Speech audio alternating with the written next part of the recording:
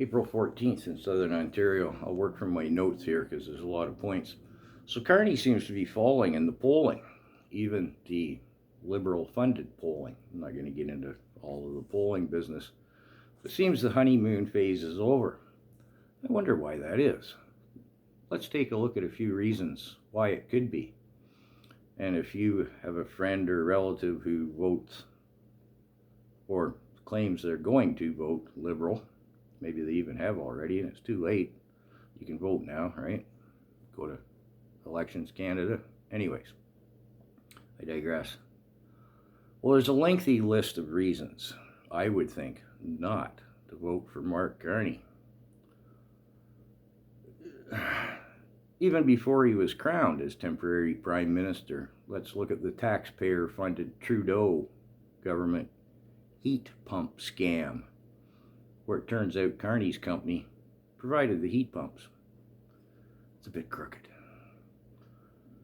Billions of dollars in dodged taxes through offshore accounts in the Bahamas and the Cayman Islands, etc. There's more and more of that corruption coming to light every day.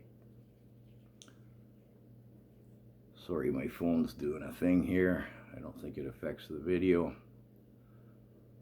Okay, oh, the lies and the double talk. I'm an outsider. I'm an insider. He said at a World Economic Forum meeting in Davos, it's been posted all over the internet, that he considers himself a European. But he tells us he's daddy returned home to fix the mess that the Liberal Party that he's been advising since at least 2020. It's the Liberal Party who created the mess we're in. Messes, plural. But he tells us he's the only guy who can resolve the issues, the issue solely being the orange man south of the border. He's the only one who can do that. One day he's a politician, the next he's a banker, then he says, I'm a politician first. Whatever, Mark. Yeah, okay. Which way's the wind blowing? You're like a willow tree. He tells us he'll open up Western Petroleum with an east-west pipeline, but assured Quebec that a pipeline would never be built across Quebec.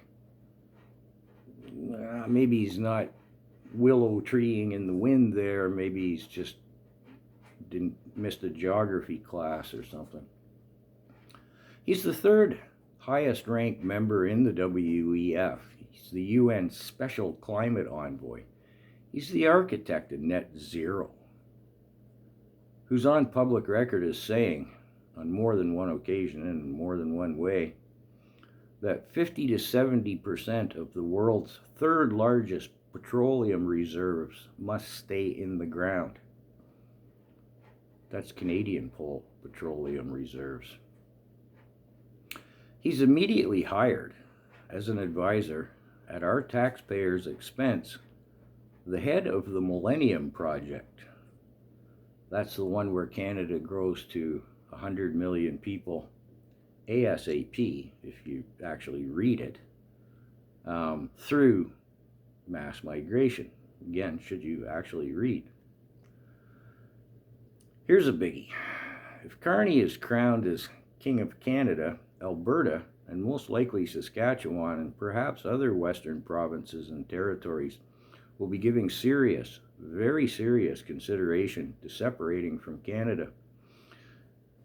And I wouldn't blame them.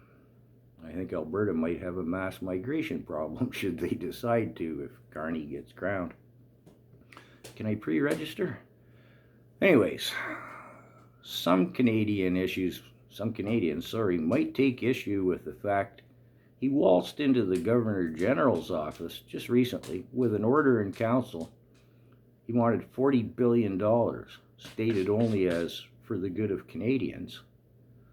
And Mary Simon, our Governor General, fellow WEF member, said, sure, no problem, boss. And further, some should be concerned that amongst a host of other sketchy business with that 40 billion bucks is the fact more money is allocated to the regime's propaganda department, the CBC, than CSIS, That's pretty telling, isn't it? Seems to me it is. His irrefutable, deep, and lengthy ties to China, and when questioned, he said, I never heard of that outfit. I don't know, man. It was just everybody takes pictures with me because they like me, I guess. Never heard of the outfit, you say, Mark. I'm not sure I'm buying that one. When asked, the buyback program is a priority. And when he was asked, will he repeal or reconsider Bill C-11, and I quote, absolutely not. Bill C-11? You know the one I mean. You should. I hope you do. Well, I could go on and on. Oh, let's not forget, in 2022, he was advising Trudeau to freeze bank accounts and to enact the Emergencies Act. Yeah, that's a good one. And if you send this to a liberal voter, probably they don't know anything about the World Economic Forum, or they think it's just what's everybody refer to it as, a think tank. Carney's cabinet ministers have increased to 85% WEF members from Trudeau's 75% World Economic Forum members. And I could go on and on. I think I'll leave it here. The video's taking a while.